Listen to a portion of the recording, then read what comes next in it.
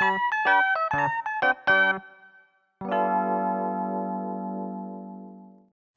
name is Koki Ito. In my last year of high school, both of my parents died in an accident. You're dropping out? I know you're going through a lot with your parents' death, but you can't just wait 1 year. I have a little sister in the 7th grade, and I need to look after her. I have enough money to get by, for now. But I think I should start working as soon as I can.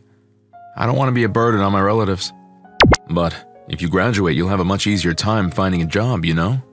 I know, but I've already talked with my relatives and it's decided. My parents were fairly normal, but they didn't have life insurance. They had a few $1,000s in savings, but I knew that wouldn't last us long. While those relatives did agree to be our legal guardians, we weren't living with them. They weren't that close with our parents, so it was difficult to even get them to agree to be our guardians. But if someone didn't, my sister and I would have been sent to an institution. So they agreed to be our guardians on the grounds that they don't have to interact with us on a day-to-day basis. I need to find a stable source of income before we run out of money. I'll start by working multiple part-time jobs. I did so while also taking care of the housework. I worked hard so my sister wouldn't have to worry. I don't know if she was feeling the pain of the loss of our parents, but after 2 years of working part-time, in her last year of middle school, my sister Karin started to act out. Why should I have to go to high school? You're the one who dropped out. Yeah, and it's been really hard for me because of that. That's exactly why you should try to graduate from high school.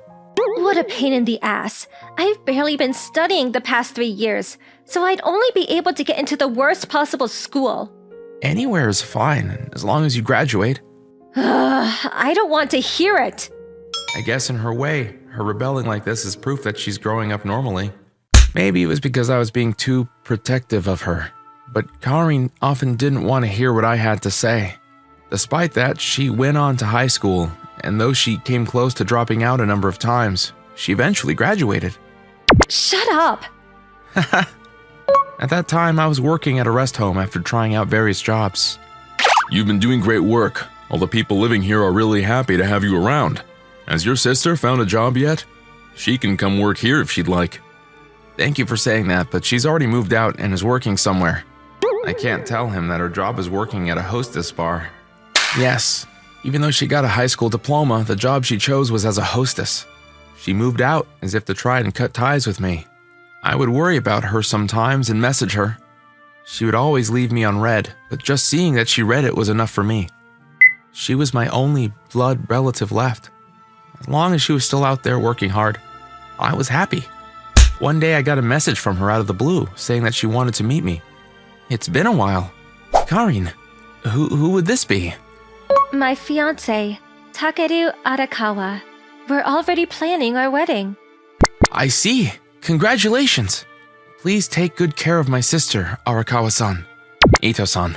I hate to say this, but I'd prefer if you didn't come to our wedding. I'm pretty well respected, and it doesn't look good on me if my wife's brother is a high school dropout. The heads of various businesses, not to mention my family, will be there, and it would be embarrassing if you showed up. Takeru-san? If he comes, the wedding will be ruined. You want the best wedding possible, right? Well... It seems like the wedding might be called off if I don't agree. Okay. Please send me pictures afterwards. Okay, I'll contact you when you do.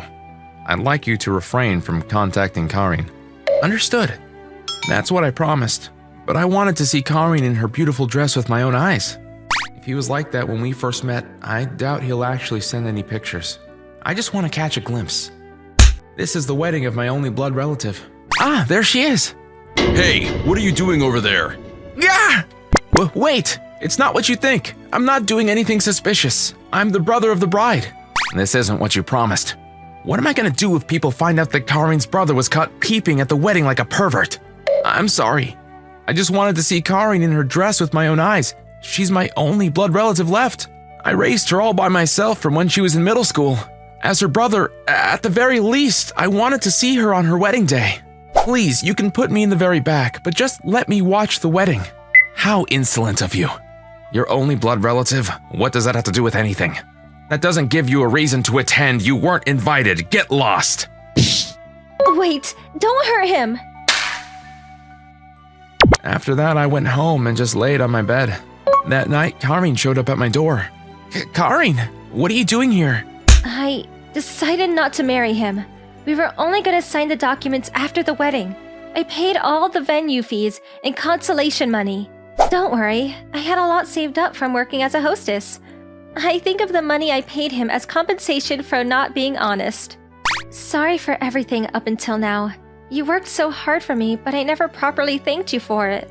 I saw you filling Mom and Dad's place after they died, and I felt bad that I couldn't do anything. I couldn't tell you that I loved you. I couldn't tell you how thankful I was. I couldn't stick up for you when my fiancé was making fun of you. I couldn't even tell everyone that I actually wanted you at the wedding. But I finally reached my limit. I knew I would always regret it if I didn't say anything. There are so many things that I regret not telling Mom before she died. I didn't learn from my mistakes at all. I'm sure you won't forgive me even if I say this stuff now. Don't say that. I always loved you, no matter what you did. Nothing can ever change that. After that, Karin started living with me. Her ex-boyfriend kept coming to try and win her back. Karin, come back to me!